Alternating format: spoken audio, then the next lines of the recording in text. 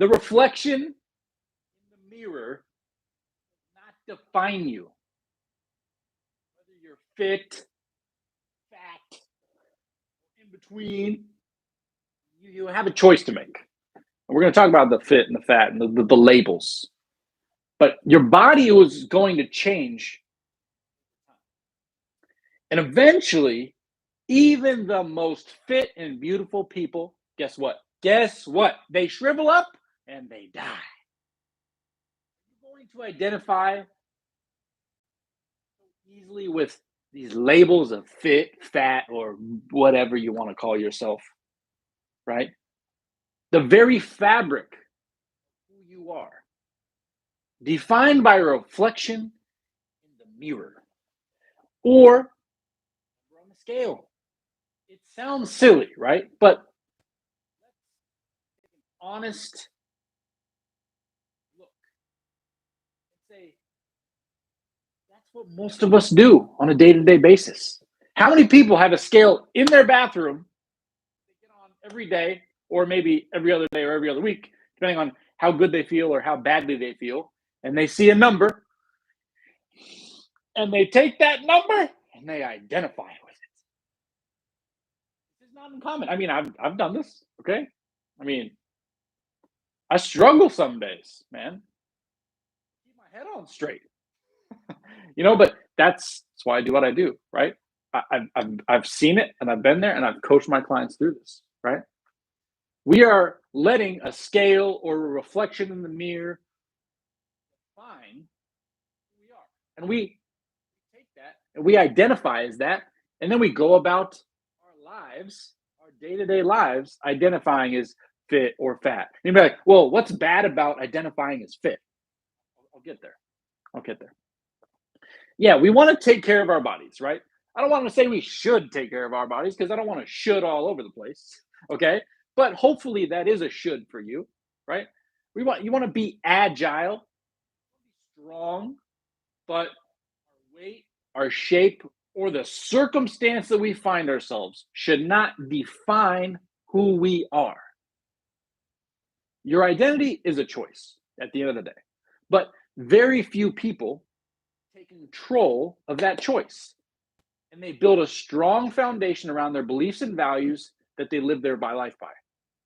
Right? Instead, they kind of let everyone else decide, or they let their I'd say that devil on the shoulder decide, right? What kind of foundation they're going to build their identity on. What do you believe, right? Do I help people lose weight, gain muscle, get jacked, lean out? Of course, yeah, 100%.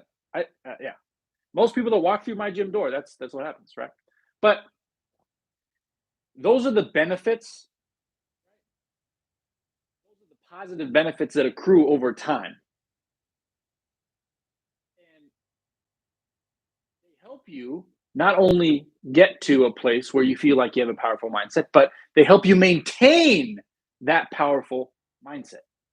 Knowing who you are and what you stand for, and most importantly, why you do any of it. There's a lot of people that go to the gym and they work out, right? And they're not doing it for the right reasons. So maybe you identify as fit, but are you truly healthy? Maybe, maybe not. I know somebody, a couple people actually, used to get on the treadmill. They didn't like themselves so much that the reflection in the mirror, what was reflecting back, they didn't like that so much. They got on the treadmill and they ran and they ran and they ran until they broke their feet.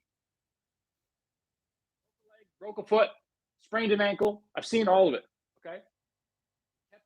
They kept going, and they kept going because they didn't like the reflection in the mirror. They identified with that little boop reflection in the mirror. Right? So, what fulfills you and gives meaning to your life should be incorporated into your lifestyle, right? And when you do that, the reflection, whether it's good or bad or indifferent or however you want to dice it up at the end of the day, right? You're going to have a much more fulfilling and meaningful way of moving around the world and living in a lifestyle that's positive for you and for others around you. So getting fit and staying fit is about giving you more energy, strength to live a life worth living, right? It's it's it's the it's the it, it's not about the destination, okay? It's not about the destination. There's bonuses and perks on the way, okay? You're a guy, you want bigger biceps? Cool. Having bigger biceps make you like yourself more or feel that you're entitled to more or be worth something if you feel less than or worthless, okay? Whatever the goal is. I see this all the time. People, especially on the fat loss spectrum, that want to lose fat because they're not happy with what's reflecting back in the mirror, right? So, who and what we identify as, it's affecting our entire lives. So, if someone gets on the scale or they look in the mirror and they're not happy with what they see, if you identify that with a certain word, shameful words, being calling yourself fat, yada yada yada, whatever it looks like to you, right?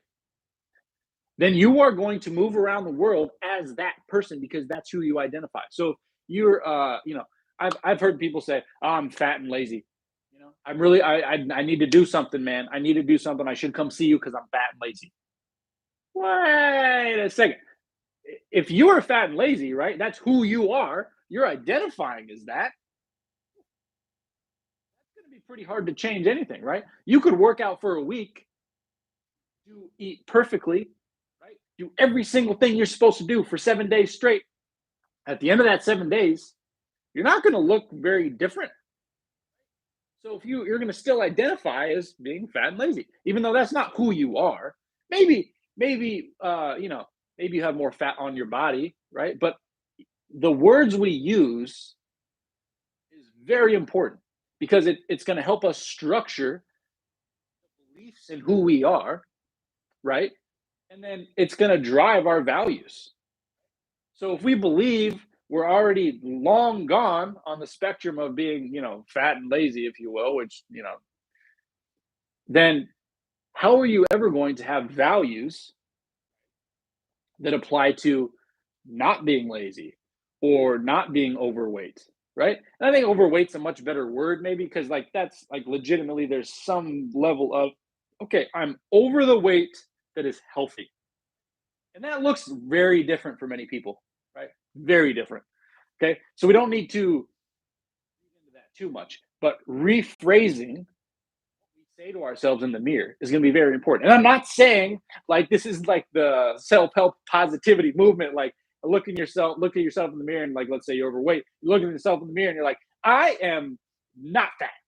Just lie to yourself. That's not what we're saying here. But what we're saying is, what are some of the characteristics of who you are that actually want to have define you, be the foundation of who you are. Okay, because I don't care if you're the most amazing person ever, the most fit person, blah blah blah blah blah. You're not perfect. Nobody's perfect. So at the end of the day, what can you identify as in the mirror? Who you are, however it is that you're visually seeing it and thinking of yourself. How can you identify? What words can you use? Right? Because you can be strong, right? I tell my 3-year-old daughter all the time that she's strong, right? I mean, maybe she's a little stronger than the average 3-year-old. I don't know, but she's not like strong. You know what I mean? She's a 3-year-old. She is strong, and she's gonna be strong mentally and physically, right?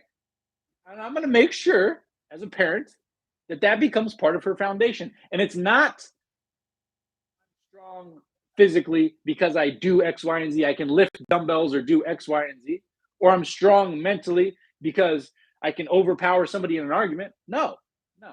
It's just the baseline of being strong. And she, over time, will develop what that looks like for her personally. But just being strong in moments when times get tough, the mind will go back to, who am I? Whatever the challenge is, I'm strong. I am capable. I am capable, right? And I think these set up a much stronger, use that word again, foundation for setting up our identity. Now this channel, I'm gonna be making some more videos. We're gonna restructure some of the things I'm doing. There's gonna be some of the the exercise stuff, right?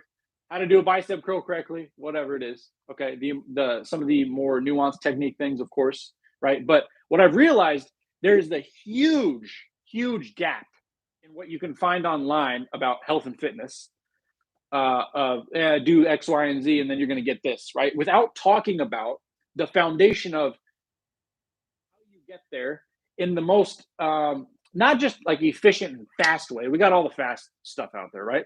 I'm talking about thinking about the long term, thinking about the compounding interest of a person.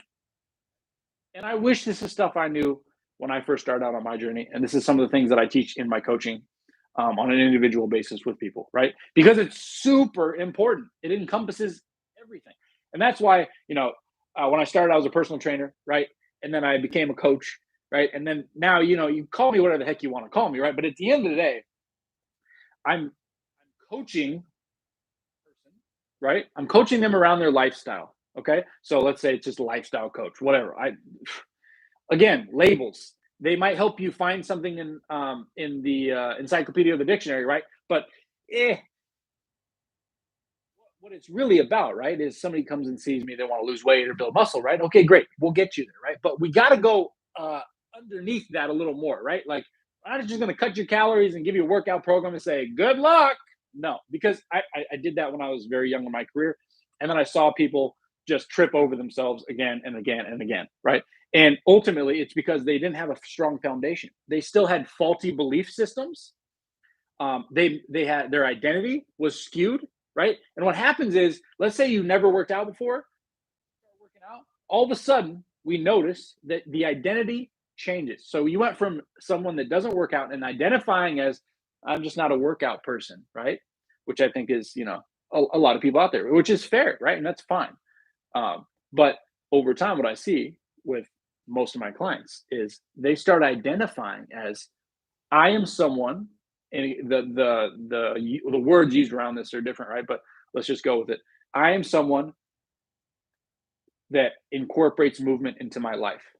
And movement could be a lot of things, right? Like I do a lot of strength training coaching, right? But you don't have to strength train to be moving. What's more important is that you move. Okay. And if you have specific goals, then yeah, maybe strength training is appropriate for you, right? But ultimately, they went from someone who their identity was, I'm not, I'm not really active person, to I am an active person. That is part of who I am. And then all of a sudden, all this friction about like workouts or training or walking or running or yoga, blah blah blah. This friction that started for quite a while in the first part of their changing into that identity. There was all this friction into just putting on the sneakers to go outside, right? To go to the gym or come see me or whatever it is, right? And all of a sudden, because their identity shifted, they became a new person, and that person are active. They just tie up their shoes. They don't even think about it anymore. The friction is entirely gone or mostly gone. And I say that because we all have ebbs and flows in our lives. Okay. I actually, I'm like a sicko. I'm a masochist. I love strength training, right? I like working out. Okay. So though I love it, there's still some friction sometimes because life ebbs and flows. I have different stressors in my life, or life changes. Like, I went from being single to married. Whoa, big change. That infected my lifestyle, right? Lifestyle. And then I had kids. That affected my lifestyle. How do I incorporate me being a active person into these new responsibilities I have? You see, and it changes. So I've trained doctors, I've trained presidents, I've trained presidents of companies, not like of the United States, um, shift workers, nurses, you know, soccer moms, whatever, right? All of those people, I can give them the same program, but that's not going to help them, right? What they really need is coaching around their specific lifestyle, because a soccer mom and a doctor are gonna have two totally different workout programs, and because their lifestyles are so dramatically different. Okay. I think that connects the dots. So, looking forward to creating more videos like this. Let me know what you think.